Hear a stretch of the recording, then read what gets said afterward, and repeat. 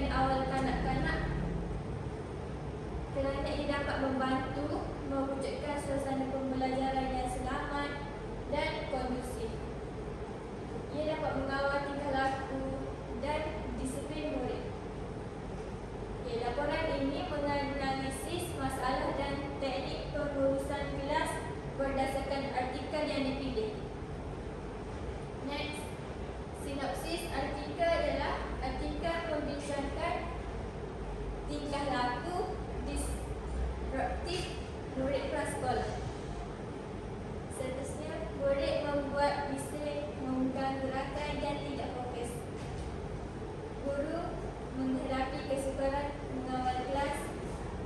Kajian mencadangkan aktiviti bermain sebagai penyelesaian. Hasilnya, tingkah laku dan fokus murid bertambah baik. Seterusnya, masalah pengurusan kelas. Masalah pengurusan kelas ada dua, iaitu yang pertama, tingkah laku disruptif. Kanak-kanak bising, berlari dalam kelas, mengganggu rakan, mengganggu proses PDP. Yang kedua, suka patuh peraturan, ia tidak ikut arahan guru, tidak duduk diam, kurang fokus semasa aktiviti. Seterusnya, teknik pengurusan berkesan. Ada dua teknik.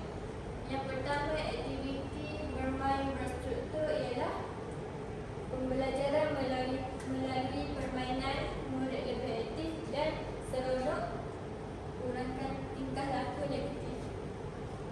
Yang kedua, penguatan positif, seperti memberi pujian dan ganjaran, galakkan disiplin, tingkatkan tingkah laku yang baik. Seterusnya, analisis artikel. Ada kelebihan dan kekurangan. Kelebihan dia, situasi sebenar di prasekolah, strategi praktikal dan mudah dilaksanakan sesuai dengan perkembangan kanak-kanak. Kekurangannya, sampel kajian kecil, kurang variasi teknik pengurusan. Cadangan penambahbaikan, kita perlu melibatkan lebih banyak sekolah dalam kajian, gunakan sistem ganjaran dan rutin harian, tingkatkan penglibatan ibu bapa, pelbagai